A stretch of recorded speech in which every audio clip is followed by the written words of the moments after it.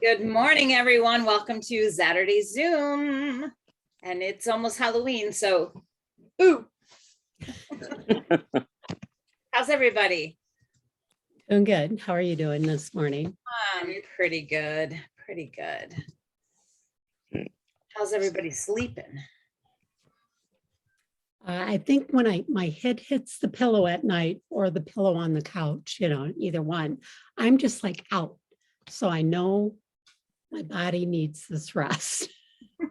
According to the last couple chapters I read here.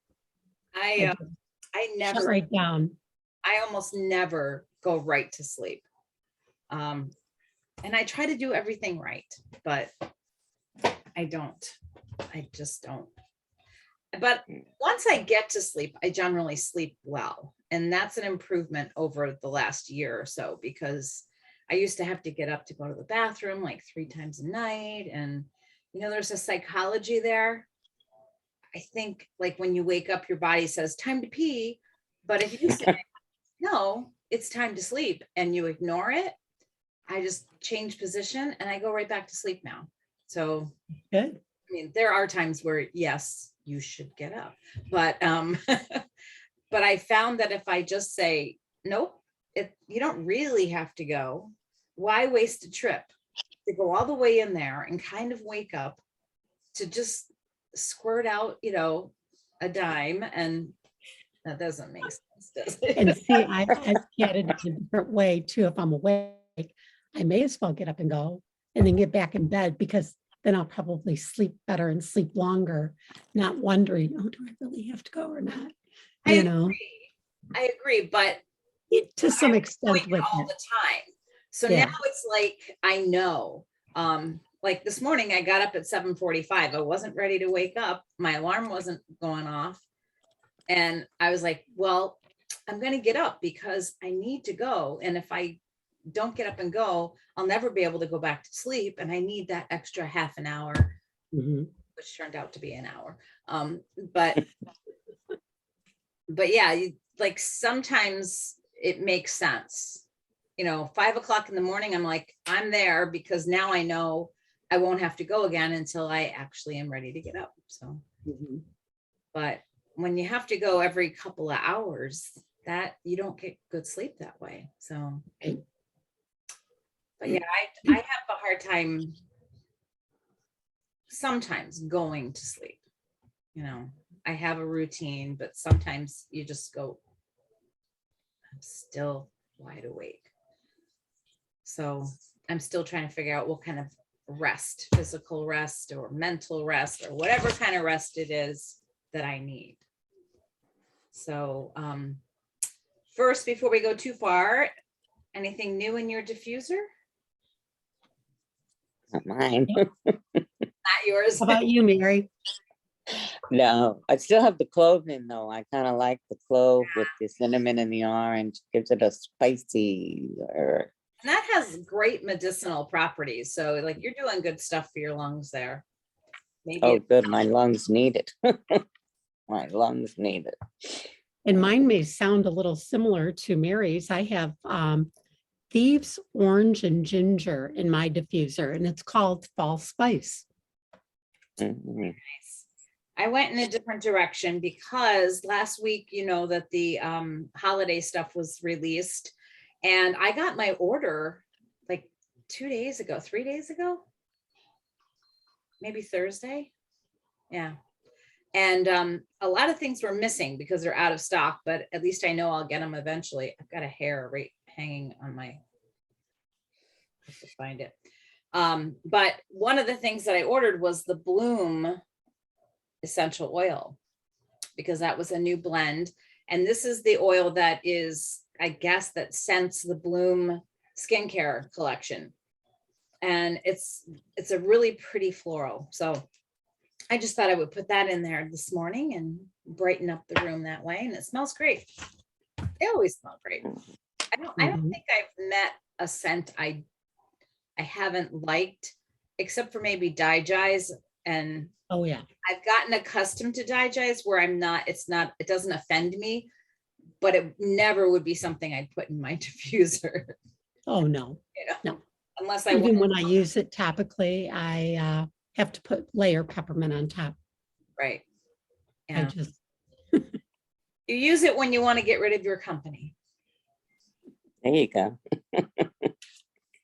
So did anybody see my post? I don't know if I put it up last night or yesterday or maybe the day before, about taking the online assessment of. I just saw it this morning and didn't, I mean, right when I Mhm. was going to find our link to get in, that's when I saw it because I've been crazy. It's a crazy time of year. I'm just, I keep forgetting things to do things. Like, in fact, I have this panic attack. I'm gonna have to check right now and see that I don't remember if I put up last week's Zoom on Linda Loves Lavender for people to see. I might be off. Oh no, I did finally. But when I did that one, I did the week before because I was so, distracted maybe. I don't know. I don't have my focus pants on. Haven't been good with that. But I took the online assessment and I also did the one in the back of the book, and they're very, very similar, but the results come out in a different way.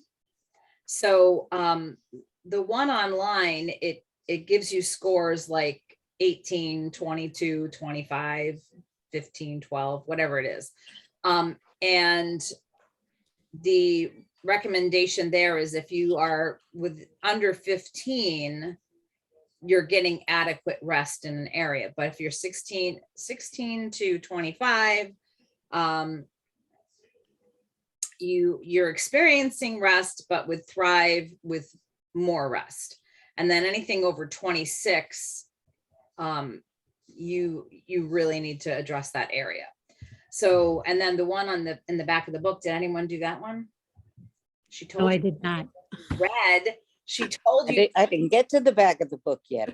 Oh, well, she No, said in the chapters, it does. 3. She said, go to Yeah. the back of the book and take the assessment. So I didn't that's send your you I had to that. read chapter 4 though, Teach. you didn't read chapter 4, or you needed to? Oh, was that? I needed to read chapter 4 next. I couldn't do it, teacher. Sorry. Didn't quite read it.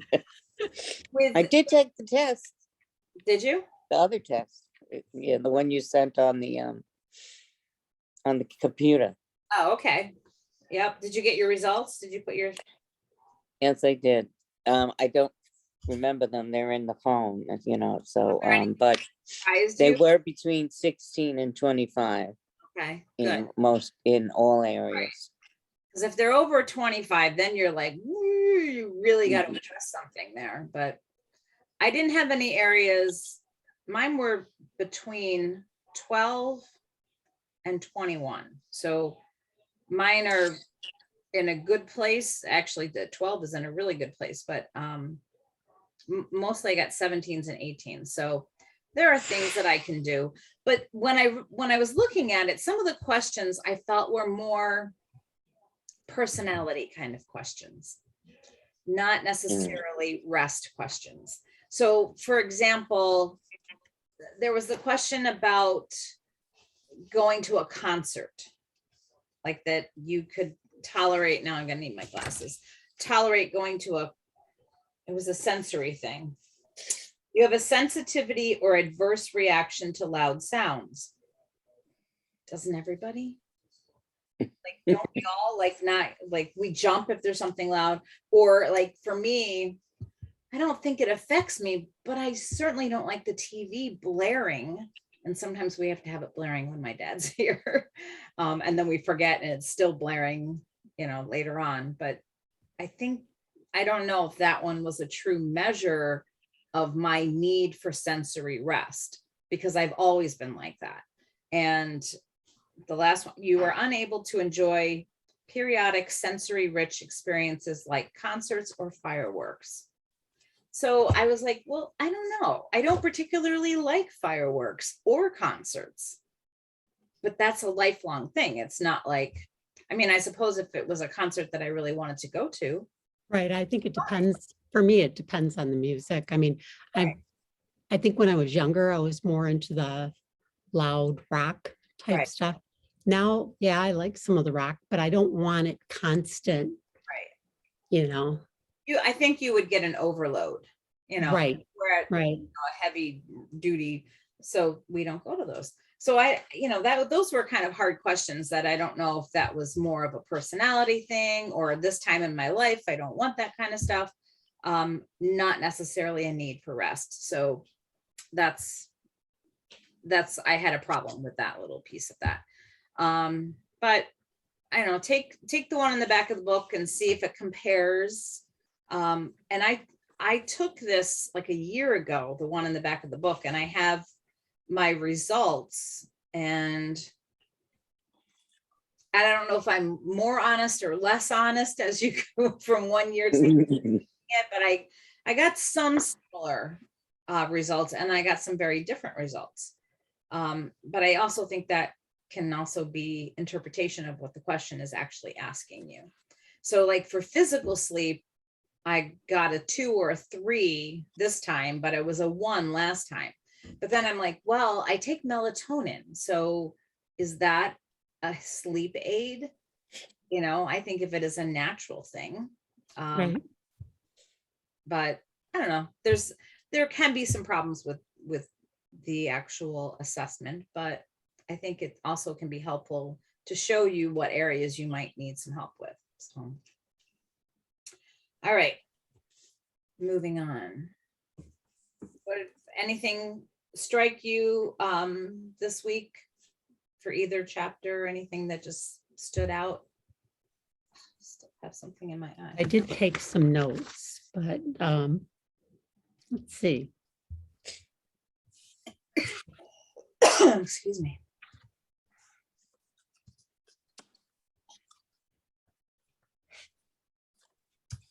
Trying to think on the first chapter. I have a study guide that's online for this. Written. Oh, really? How did you get that? Did you just Google it? Well, it was in the notes that I sent last week. I didn't send my notes this week because it was just me. I'll have to look that up. But yeah, I found it online. And I was surprised because it was, sorry, there's like a hair in my eye and I can't get it out.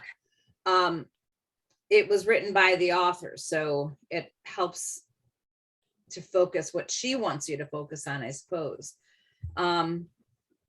So each chapter has a scripture focus. It has key chapter quotes and then some reflection questions. And I do the same thing when I do it. I kind of write down some of the quotes. Hopelessness is what truly kills. That's what they were looking for when, was it Cynthia was in the car accident? Right. Had to rebuild. And she just said she was looking for signs of hopelessness, which is really true because it's all about your attitude. If you have a fighting spirit, you're going to do so much better in that kind of a situation. And if you feel like, poor me, this is the end, that attitude's going to feed how well you can recover or not. So Right. And I just imagine, well, I think I've told you about my friend that had a double lung transplant. And he was in the hospital, in a local hospital around here, probably for about a month or so, about a month. And then he had to be put on a respirator. And he was on a respirator for over a month. He was sent to a different hospital on the west side of Michigan for a lung transplant.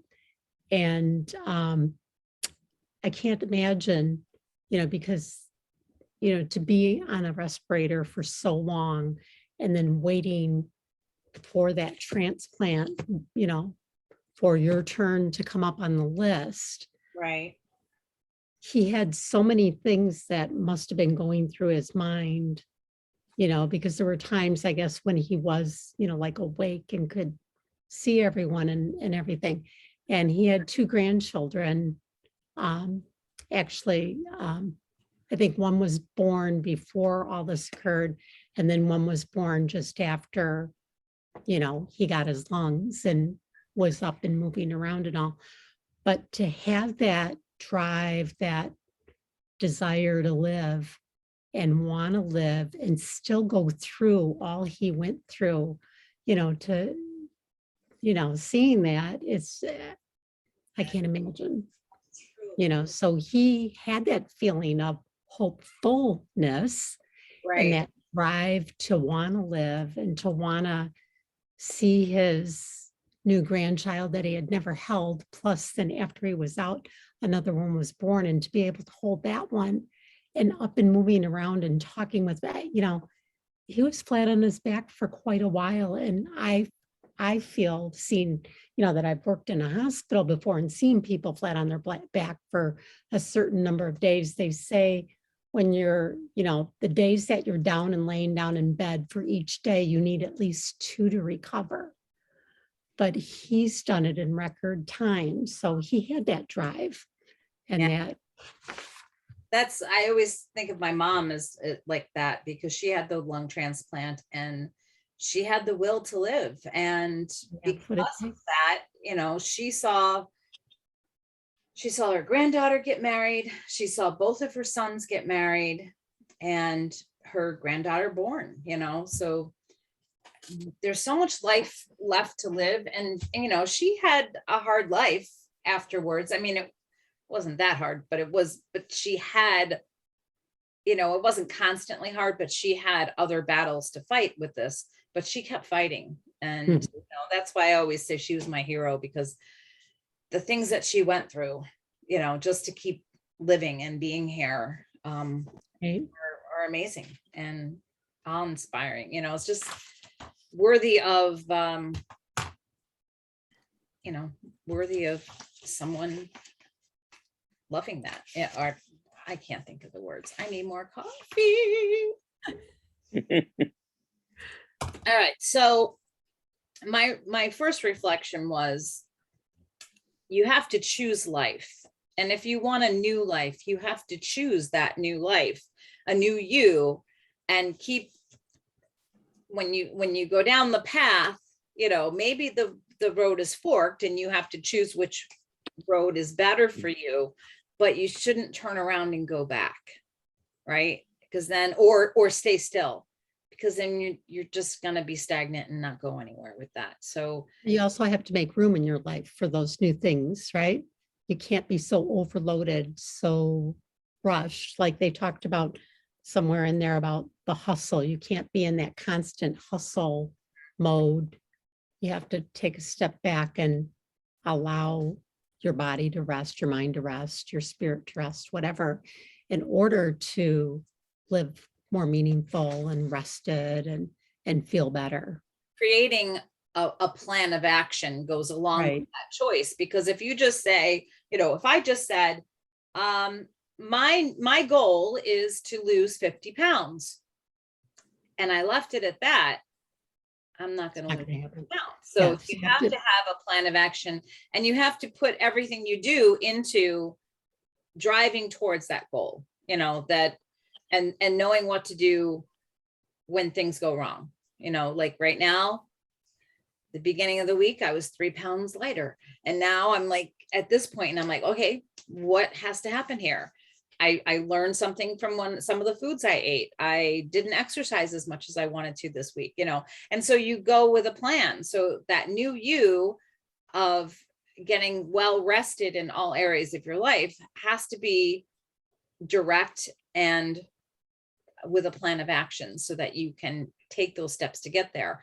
And I think the author, over and over, she said, what kind of rest are you lacking? So I don't think it's something that you can take that assessment and say, oh, look, these 4 are, kind of high for me. I need to work on all 4 of those. I don't think you're going to succeed if you tackle too much. So you tackle the one that's the highest, or the one that's more meaningful to you, to start addressing the needs that deficit shows. So I like how she said rest is a second chance, and that we have to embrace that. We talked a little bit last week how we feel guilty if we rest, when there's things to be done, or just sitting and relaxing and being in that moment I can't do it. I have to multitask. I have to be playing a game or, you know, looking at a magazine or doing something else.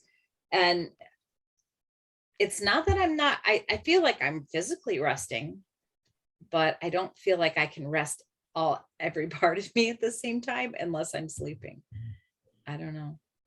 So maybe sleep and napping is good for us, right? I mean, take that short little 20, maybe that's why they call them power naps, right? The 20-minute naps I or can't. whatever. If you can power nap for 20 minutes, I think that kind of helps your mind and your body to relax. If you can shut your mind off of the Can't. constant, you know. I can never do that. I mean, I have physically gone, the only way I can nap is if I'm sick. If I feel physically, you know, there's something wrong with me, I need this break, and I maybe can fall asleep. But I'll try sometimes and go lay down, but I can never sleep because my brain is always thinking about what I should be doing instead of just being in the moment. You know, for me, my body tells me, you know, you're done. Go, you know, like either I'm feeling it in my head, that overwhelming feeling, or in my body where I'm just like physically exhausted. And I think that's when I can just go lay down. And like the last couple of nights, I just laid down, my head hit the pillow and I was out. And I think that would be the same thing. I've done that just a couple of times in the middle of the day, but it doesn't happen very often for me. But when I do, it's just like, and I'm out. Right. Good for you. I'm envious of that. Me But too. I can't say, yeah, I'm going to go lay down now and do a power nap. That doesn't work for me. It only happens when I'm exhausted physically or mentally, you know. Right. So maybe you need to find times where you have more opportunities for rest in other areas so that the physical rest doesn't become overwhelmed. Right. I feel like sometimes I can't sleep because I haven't done enough during the day, that I'm not physically exhausted enough to lay down and sleep. And then my brain starts kicking in. I'm somebody who's always on the go, and sometimes my rest is to come and sit at the computer and start looking through Facebook, you know, and I just scroll through and just waste time. And then of course I feel guilty about it, and it doesn't really accomplish much for me. So I don't like that, but it might spark some ideas, but then sometimes you get so many ideas and things triggering you from Facebook that then you feel overwhelmed because you can't accomplish them all. You can't say, oh, I want to do that and I want to do that. But you know, I also resent my husband because he's one of those lay his head down and he's snoring and within 2 minutes, and he's not as active as I am. And I'm like, how is it that he sleeps so well? You know, he can be out in 5 minutes, sleeps 10 hours, and then gets up and boom. You know, he's not always. Sometimes he has trouble sleeping, but he also can nap like that. You know, he'll sit down if he's tired, he's watching TV, he'd be like, and I'll have to wake him up and he's like, what happened in this movie or what a show or whatever. But I just don't do that. And maybe I need to, but I don't know how to get there. I don't know how to do that physical rest. Because as I said, I feel like my body has more energy and maybe I'm not expending enough energy during the day. I got to do a little bit more. Does anybody fight the mental brain not shutting down at night when you try to go to sleep? Sometimes I'll look at the clock and I'll lay my head down. And that's when I know I say, yeah, I have to go to bed. You know, at 11:30, 12 o'clock, I want to go to sleep because I get up early, you know, to go get the grandkids off to school. So I'll go to bed and I'll look at the clock and it says 11:39. And then I'll toss and turn and then I'll look at the clock and it'll say 12:55. I'll look back at the clock and it's 1:30. Then finally, You know, that's the last time I see the clock. Right. Right. Yeah, we as a teacher, and I think a lot of people do this, I used to do that same thing, looking at the clock, but then I do the math in my head. If I fall asleep right now, I'll get 5 hours. And then I'd be like, that's not enough, you know.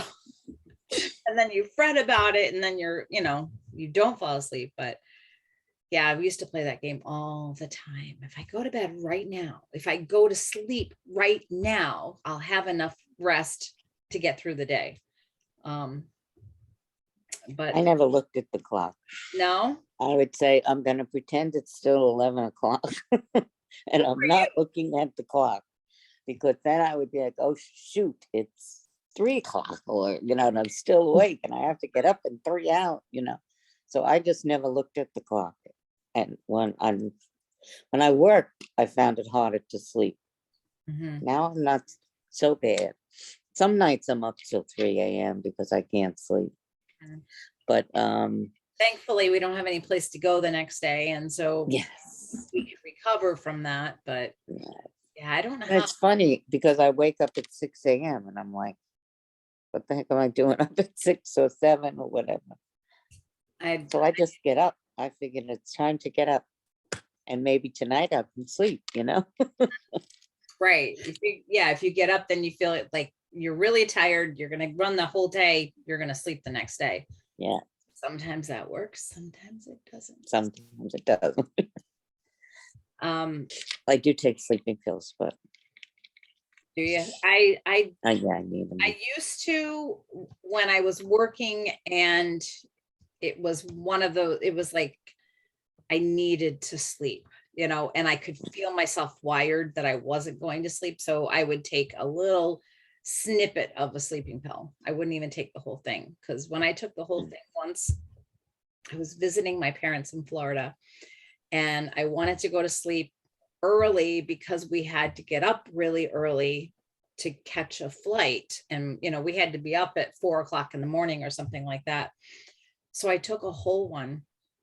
Oh dear. Somewhere in the middle of the night, I got up and I was like, we're going to be late. We're going to be late. I was like sleepwalking, sleep talking. And I changed like the alarm that we had set, and I screwed things up big time. So thankfully my mom came in and woke me up when it was time, because she knew we were supposed to get up at a certain time. And I was mad. I was so mad at whoever messed with my alarm clock. Who turned, and Dick's like, you did. You got up in the middle of the night.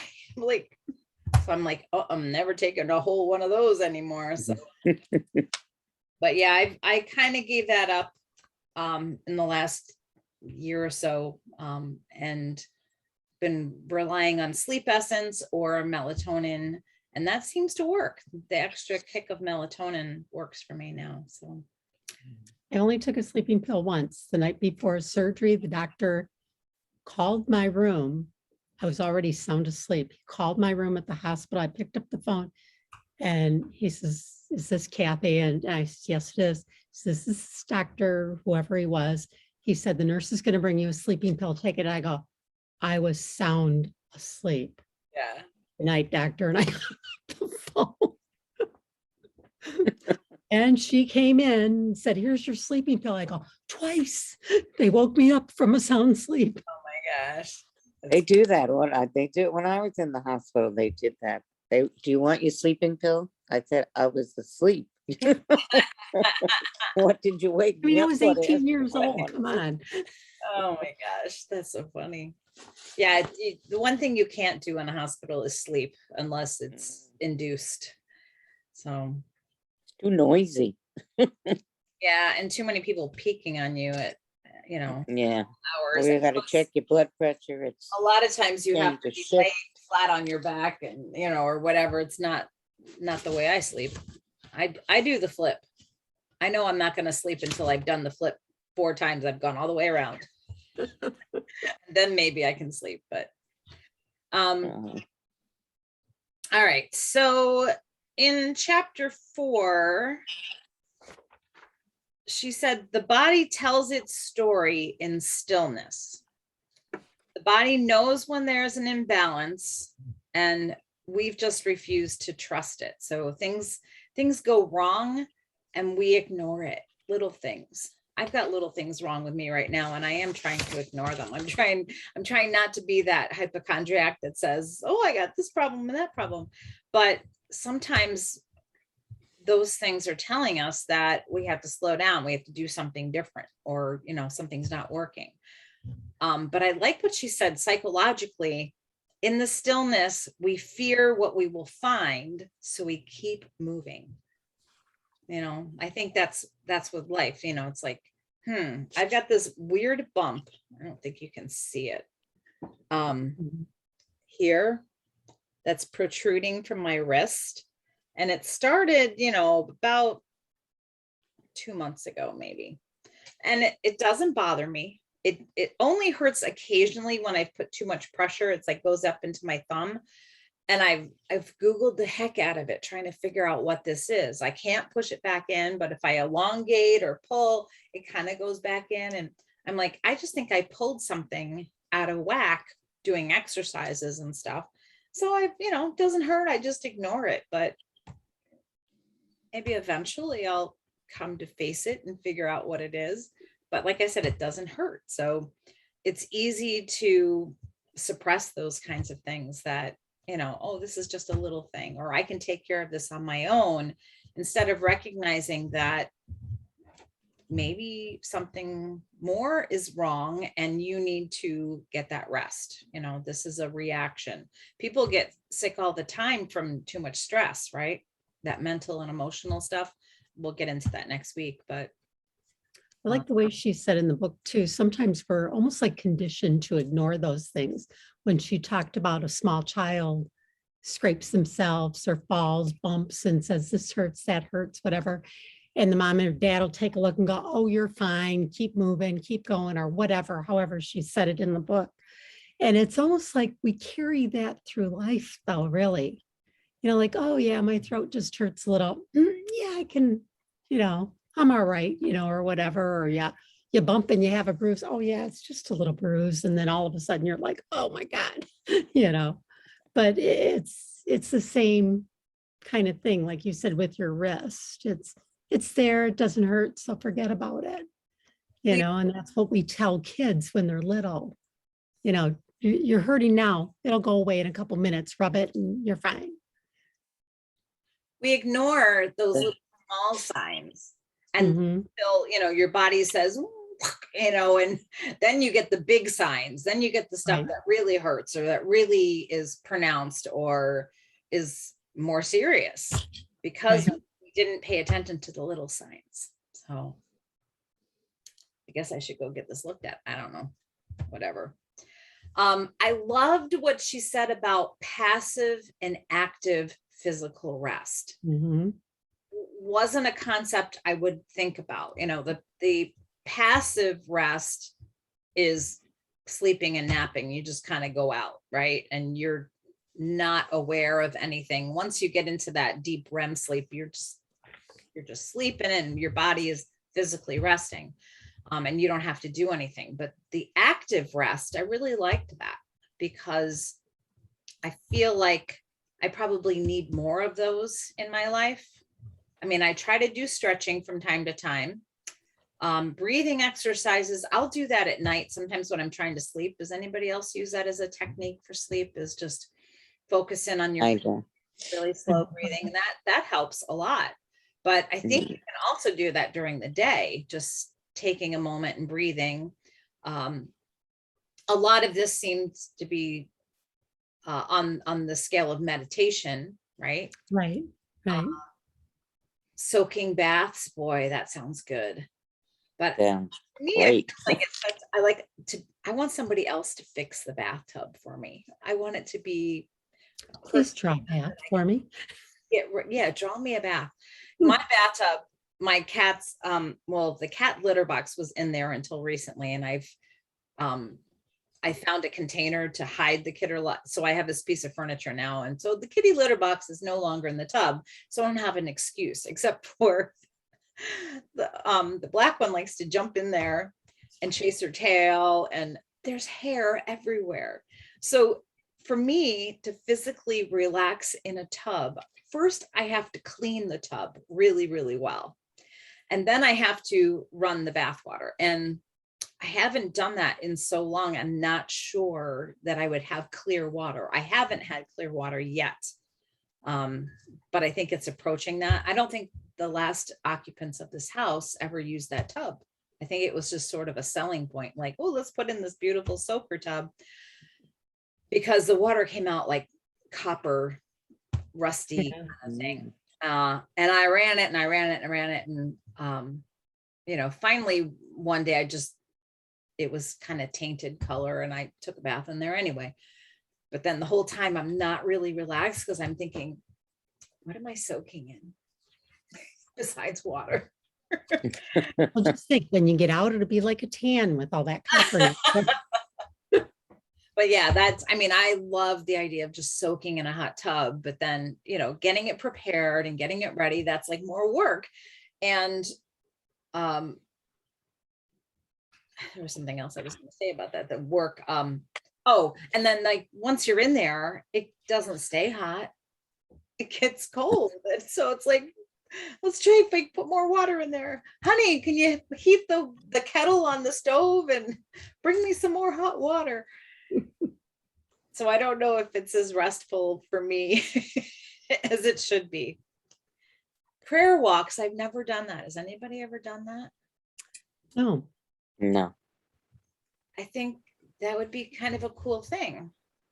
But I don't I walk think by it'll keep myself. your mind focused, you know, while you're out.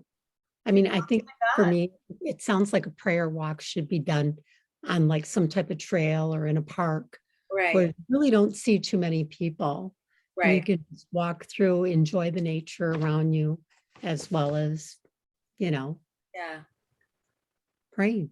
I'm gonna have to drive someplace to do that. No place close by. You can come visit me. Stony Creek is just like a mile down the road here. And actually, Laura and I went on a nice like nature trail walk one day. It was beautiful. And because Point out all the trees and the leaves and the. well, she's a science major, Right. okay, and she teaches, you know, biology. So yeah, she did point out a few things and we stopped and, you know, because I remember some of those things from biology as well, from plant biology, but not nearly as much as she knew.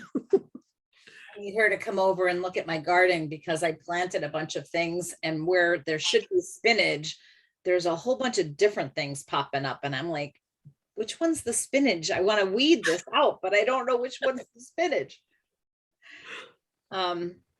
Yeah, so prayer walk, that sounds like a cool thing. I think it sounds like something you would do by yourself. So I have to find a place to go do that. I guess I could just walk around in my backyard, but I think I would feel silly. No, not that anybody would see me, but stretching poses, that sounds like yoga to me. Mhm. I think that's kind of interesting because I feel like you're expending energy, but at the same time it's relaxing. It's You're releasing working, but tense. you're resting in a way. So And see, that's different from what she talked about earlier in the chapter too. She talked about people doing stretches after a workout. So stretching poses and stretching after a, you know, maybe a weightlifting or whatever type of workout are two different things, I think, in a way. I think she They- talked about the stretching afterwards as a way of resting your muscles and acknowledging that Right. you worked really hard. So I But think there's a connection there. yeah, but stretching poses to me is like you're working mind and body at the same time, I think. Mhm.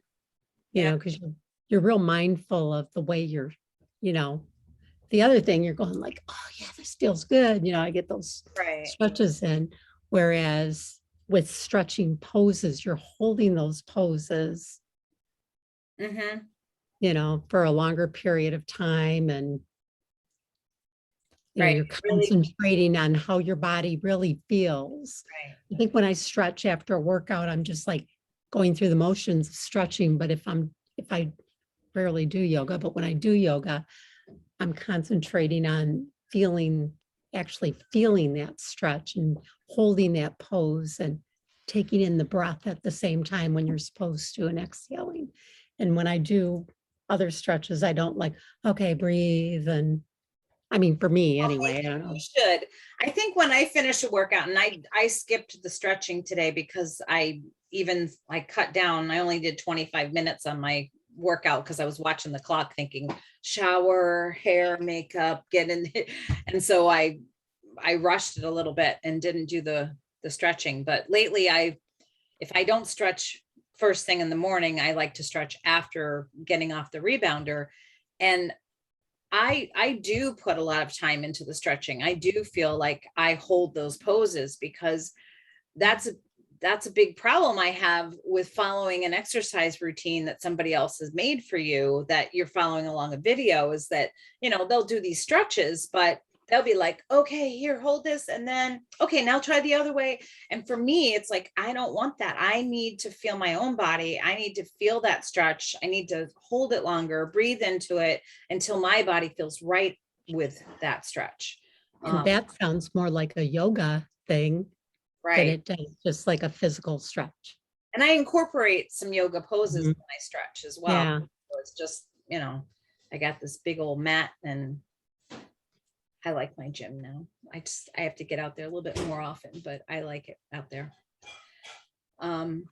Yeah. So all of those active things, I thought that was really kind of, an interesting way of resting that I wouldn't have thought about as being part of physical rest, because it's something that creates you have to be active when you're doing it. So, into the next section, she said, the rest stands for recognize your risk, evaluate your current position, science and research, and today's application. And I feel like some of that was a stretch, the way she tried to make it fit into her, her program. But under recognize your risk, it struck me that communication is the lifeline of health, right? Going back to, little lumps here or there, like you have to listen to your body, open to your body and listen to it, and pay attention to the little signs it gives you. She also said, it boggles my brain how little we trust our body to speak truth. So again, we don't listen to ourselves, listen to our body. And then, of course, this was near and dear to my heart. Preventative medicine is the goal of modern healthcare, but it is not where we are currently. It seems easier to treat the illness after the fact rather than doing something so that you never reach that level of disease. So they're treating the symptom rather than going to the root cause of the problems. Right. And even beyond that, living our lives in such a way that we won't get this, that, or the other thing. Right. We can do things to greatly reduce our risk of whatever. I was watching that seminar on breast cancer that I sent a couple of weeks ago. And she had a lot of good things to say. And it wasn't just about breast cancer. It was about cancer in general. And a lot of it was about what you feed your body, and I think psychologically, a lot of people, we have that adolescent attitude of it won't happen to me, or and if it does, I'll deal with it, instead of thinking I can prevent it. Because prevention is something that doesn't have, you can't see it. You can't see if your prevention is actually working, other than if you don't get sick. But you live your life, in a certain way, trying to avoid being sick. And the only way it's working is if you don't get sick. But you don't know that if you didn't do those things, would you get sick or not? So I think people too. Yeah, people look at their family history and say, well, my grandmother and grandfather had this, my aunts and uncles, my mom and dad had this. So I'm going to get it anyway, so why worry about it? And, that's just the wrong way to go on all aspects of health. Just because your father and your grandfather worked 24 hours a day, or, two Right. jobs, three jobs, whatever, doesn't mean that you have to do that. Look at their health and what that may have done to their health. So those things are not, that's not the hereditary problem with that, for in my genes, right? That's their work ethic and what they felt they needed to do. If I'm in a different situation, I don't need to do that. It's the same thing with foods and lifestyles and everything else. Your That lifestyle choices are going right, to be the predominant force in whether you're sick or not. And right. if you live like your parents lived or like your grandparents lived, They're more likely to have those problems Right. and those And issues. but if you change it, then you can break that cycle. And Exactly, it's not about the genes. It's more about lifestyle than anything. exactly. Yeah. Interesting. Evaluate your current position. So that, go back and do that quiz if you haven't done that quiz. What you do to your body and what you do with your body must balance to maintain equilibrium. So what you do to, I'm not sure what she meant by that, but I thought it was poignant and I should mention it, but I'm not sure the interpretation. What do you feel about that? What you do to your body and what you do with your body must balance to maintain equilibrium. So what you're doing to your body might be all those stressors that, and the craziness, the hustle of the day.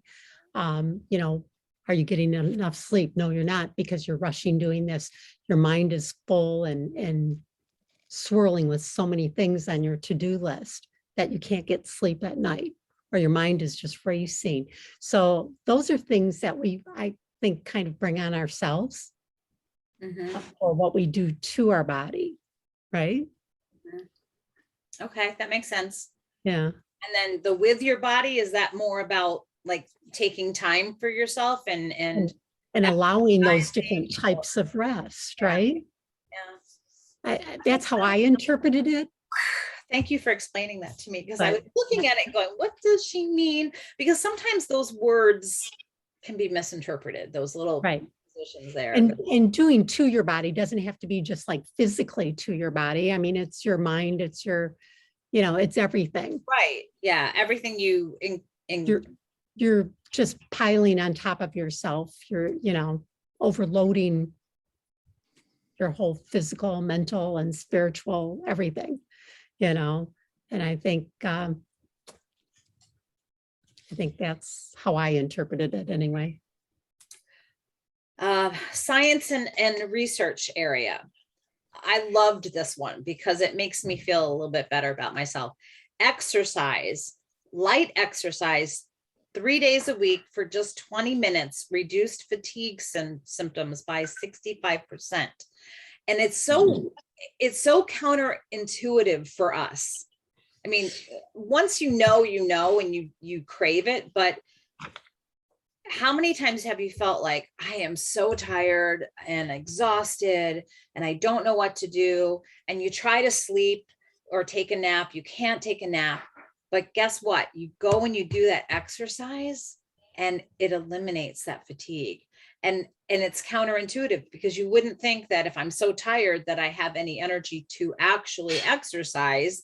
And that's not going to make me feel better, because I'm just going to be more tired. But it works in the opposite way, that exercise energizes you. So I like that. And that, there's not much there. 3 days a week for 20 minutes and it's light exercise. So move your body. Even dancing is a great thing. I have to have, when I exercise, I have to have good music. And I have my boathouse has evolved. And so I have my rebounder, I have a TV mounted on the wall, I have Wi-Fi, so I can get my Amazon Music, and I'll a lot of times I'll pick like 80s rock, but you'll get something slow rock, and I'd be like doing this, and I'd be like, slow rock. No, go through it. But I need one. that music keep propelling me, you know, and if the music slows down too much, then I change the song, and or if it's one I've never heard of, because you know. See, now you must have been a good dancer, because if you're moving to the music, you've got that in you where, you know, like you've seen people out on the dance floor where it's really rocking and everything, and they're just kind of like swaying and like, what are you doing? I love to dance, and that was quicker. You know, a big part of my college days was I took dance classes, and we would go out to bars and dance, you know, and that would be the big highlight. But yeah, but it just sets the beat for me, you know, because mostly I just kind of jog on my rebounder, and so I can jog like this to start, and then I'm kind of jog like this, you know, to get my heart rate up a little bit more. But if I were just doing that by myself, I wouldn't have anything driving me. So the music really helps to keep it going. That's a maniac, maniac. So have you gone to an exercise class where they start out with the slower, not slow moving, but slower music, and the movements are a little slower, then they start increasing, you know, the type of the tempo or whatever, you know, with the music, the beat of the music. So they play something else and you're moving quicker and quicker and quicker, and then your gradual slow down, and then they go to the slow where you kind of like, you know, they do that slow. I used to go to those classes a long time ago, but anyway. I never went to those classes, but I remember, well, when I met Dick, we were doing theater, and I was living in a house with, there was like 12 other people there. I think they had a girl side and a boys side, but every night we would get together and do a Jane Fonda aerobics workout together, and we'd all be like, but I'm not so good with classes that dictate what Or you tapes or whatever. That's how they would any of that stuff, because I feel like I want to go at my pace. And yes, sometimes I need it to push me to go a little bit farther, but I also know my body. And so that's why I stopped doing Zumba. My brother has got me in a Zumba class online twice a week. And Zumba is, I mean, it's dance. And I consider myself an okay dancer. I was never accomplished, but it was just too much for me. Even, and I actually don't like the salsa repetitive, it was too repetitive, the same movements, and I wanted to do something else. But I don't know, I follow a different, there's something called 567 Broadway, and it's Broadway dancing. And this choreographer created this like routines to Broadway music, which is right up my alley. And some of them are slower moving, and you know, he's got a bunch of them on YouTube, but I actually subscribed, so I got the gold hat and the little stretch bands, and but even that can be hard for me from time to time, because it's I don't know, they do a lot of jumping. I can't jump anymore with my hip and my knee, but you know, you modify and you go on. But sometimes I just don't want somebody telling me what to do. So all right, this is not about me, but exercise. Okay. Taking a timeout was one of her applications.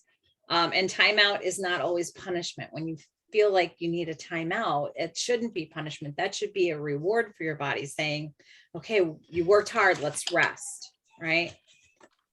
And I think the overall lesson that she said was, our bodies hold knowledge we refuse to heed. Our bodies know secret paths into sacred rest, if only we are willing to listen to them, which is right. Practice body fluidity. So these are her things. So body fluidity is just not getting yourself stuck in one position all day, not sitting at the computer all day long, but getting up, which is why I love my Apple Watch, because it will tell me. Up and move. I don't know if it told me today. But, sometimes I have it on mute, but 9, 10, 11. No, I maybe because I was doing this before. Thought you were moving. But it tells me if within an hour I haven't moved, and 10 minutes before the end of that hour is up, it'll say, you need to move. You haven't moved in a while. And that happens to me when I'm sitting, typing, doing my blog or something like that. I get so engrossed that I hear it go off and I go, just a minute, I have to finish these thoughts. And then I've sat there for too long. But body fluidity is just getting up and moving throughout the day and not just sitting in one position. I like what she said about this. I don't know if there was more to it. Give stillness purpose. Let's see. Let me see where I can find that. So what she said in there too was part of it where she said, lay down and focus on how your body feels. To really concentrate on, is there anything hurting? Is there any, do I feel tense? Do I feel overwhelmed? I think that's part of that. Yeah, you're right. too. Body assessment, just lay down there, relax, and like check in, like, neck, how you doing today, neck? Shoulders. Yeah, tight up in through here. What's wrong, big toe? What's that? Just trying to get a sense of, keeping that, being still and listening to your body, right? Yeah, communication. And then the last part was all about preparing for sleep. And I think we've talked about this before, and about the things that you do to prepare for sleep. And one of the big things that I don't do is disconnect from the media. Yeah, we watch TV and then we turn off the TV, and I've got my phone. And so sometimes I am doing Marco Polos or texting my daughter at the, because that's the only time I get to talk to her is when she gets home from work from, 10:30 to 11:30 or so. But playing games, I'm multitasking. I need to turn it off sooner, because I do feel, I know if I've overdone it, I can feel that when I go to try to sleep, because sleep doesn't want to come. So making those preparations and trying to do without the sleep aids. However, I still believe in melatonin. So I always have to remember to take my melatonin before I want to turn out the light, to give it time to work. And I forget sometimes. And sometimes I lay down and I haven't taken it and I'm like, and I have to take it and know that it's not going to kick in for another 20 minutes, but gotta get better at my routine. Is there anything that you guys do that helps you with preparing for sleep? Other than the things that you mentioned, I mean, I'm one like you. I don't shut down all the electronic stuff an hour before I go to bed. I can't. And then, some people will shut down the electronic stuff and then maybe read for an hour, but I mean, I'll put on some oils and do my normal routine of washing, brushing your teeth, all that stuff, but I really don't have a real routine. Mm-hmm.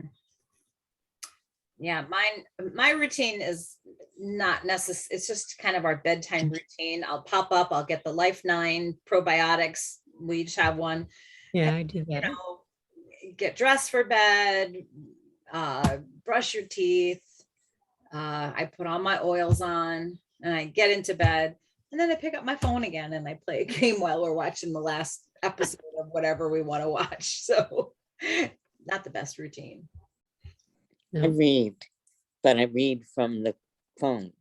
So I don't know if that's good or So not. you still have that stimulating thing. Probably not, but it's Yeah, I have a lot of Kindle Unlimited. Because I like to read. Yeah, reading is good though. Reading is one that I feel like that puts me to sleep sometimes too, because it makes you focus on one particular thing. And I don't think it's so terrible being on the phone for that, because you're focused on the words and the story instead of being stimulated by, killing. I think reading for enjoyment is better than reading it for like facts or. Right, because you're not going to remember it, right? Right. So, but reading for enjoyment, you're kind of putting these pictures in your mind of what you're reading about. At least I do. If I'm reading a novel or something like that. I jump in the book, you know. I get so involved in the book ever since I was young.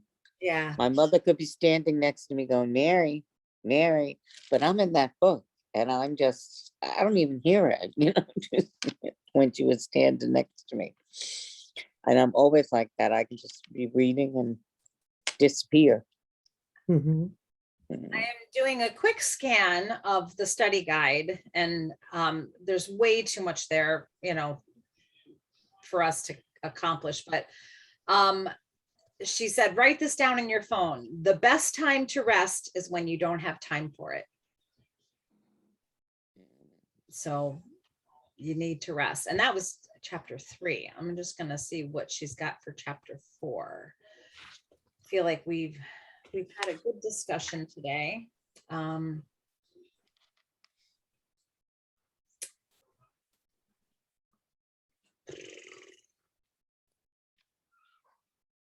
All right. Just gonna skip that. There was one that I like the one where she said, life is not all about the doing. It's about the being, the seeing, the knowing, and the experiencing. I like that. Okay, so this, I don't know what this has to do with anything, but it kind of struck me as interesting. Write a list of the people you are too busy to spend time with, and those who you are intentionally keeping at a distance. So are there some names on both lists? And have you taken this to Jesus in prayer, to friends in gossip, or internalized it as bitterness? I don't know what that has to do with anything. It was talking about, this was from the rest you've been missing.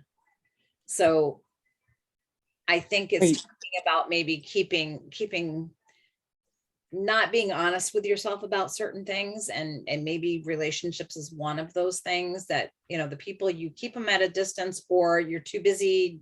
Maybe you want to spend time with those people, but you're just too busy to spend time with them. I don't know. I'm sorry I brought it up now, because I don't know how it actually works in here. Well, if you're upset with this person, and that's why you're keeping them at bay, that's going to affect you. That's true. That's true. They need to release all that. Yeah, so you need to resentment or give it anger, to God. whatever it is. No, Yeah. there is, I feel like there's somebody that I keep at a distance who is good for me, who I like very much. But when we spend time together, or when I chat on the phone, I feel like it's unending. I feel like this person requires a lot of time. And I don't have that much time. You know, if I could check in and you know, talk to that person for 10 minutes, but whenever we talk on the phone, it feels like it's like, this could be an hour, this could be 2 hours, you know, like it could be unending. And so I don't reach out, because I feel like I've always got so many other things to do. Which is not saying good things about me, because maybe I need to prioritize relationships more than the busy crap I have to do in my life. I don't know. But you have anybody like that? You feel like, if I call this person, I'll never get off the phone, and I got a million things to do. You know? Yep. My sister was like that. Everybody, to everybody. So it would be like, oh my God, you know, like her son would say, that's my mother. I don't have time right now. I'll call her later. But he did call her later, but because she could be on the phone for hours. Yeah. My brother's going. on the phone for a long time when he calls, and it's because, and he often calls when he's on a commute. So he could be commuting for 40 minutes, or if he's going down to see my other brother, it's like 90 minutes. And so, you know, you're his company, and that's how he gets through a commute. But I've learned with him that I can multitask. I can listen to him and go, and keep doing other things. But, you know, with other people, you can't really do that. So it's funny that you say that, because that's the time of day, or that's the time that my daughters call me. When they're On the way communicating. home from work, on the way home from school, whatever, or on the way to, that's when, hey, mom, and then they're like, oh my God. It's hilarious to listen to them too, because you know how you were talking when you drive with your daughter, you're saying about this, about that driver and about the other driver. My daughter will go, are you kidding me right now? And I go, what? Well, what did I say? No, this crazy person just cut me off. Yeah, I used to call my mom on my way to work, for my, I don't know, last couple of years I was working, I would call her in the morning at 7:30 and she'd get worried if I didn't call her at 7:30, but that was my maid because, I was there. I knew I could. But yeah, finding time to make time for those people in your lives, it gives you a different kind of rest and different kind of peace, those relationships, not to ignore them. All right. Well, we are overtime today. Good discussion. Thanks for being here. Next week, we're going to talk chapter 5 and 6. Is this the week you're going to miss next week because you're at the wedding? Yes, next week is the wedding. You're still responsible for the information. Okay, Mary. Yes. Okay. These I'll are, bring it with me. I have something to do on the airplane. all right. It's chapter 5 is mental rest and chapter 6 is emotional rest. And sometimes we might not know the difference between those two things. So I think these are good chapters to discuss together and keep improving ourselves in every way that we can. That's the goal of Saturday Zoom, right? Yeah. Stuff and help ourselves. So you guys have a great week and You too, and happy Halloween. Happy Halloween. Boo. Don't eat too much candy. If you do, brush extra well. Mary, did you see my Halloween costume before? I don't think. Oh, cute. I don't know if I actually wore that to school one day. I don't know. It was hard to See. hard to see and walk down the hall, but we didn't wear our costumes all day anyway. So all right. Well, you guys have some time with trick-or-treaters if they come. I don't get too many. You probably don't get any. You don't even know, Mary, because you haven't been there a year, but we get a hand. I got the Well, they asked you in the app, they asked you if you're going to participate. I think they try to get, and I didn't decorate. There's a lot of houses and all decorate. Right. So Right. I guess they know which ones to go to. Right. Yeah. I don't plan on answering the door today. My dad, they never came to my dad's neighborhood, so he doesn't worry about it. So, and he'll be here anyway. So, Okay. all right. Take care, everybody. Have a great week, Okay, everybody. have a great week. Okay. Bye. Bye.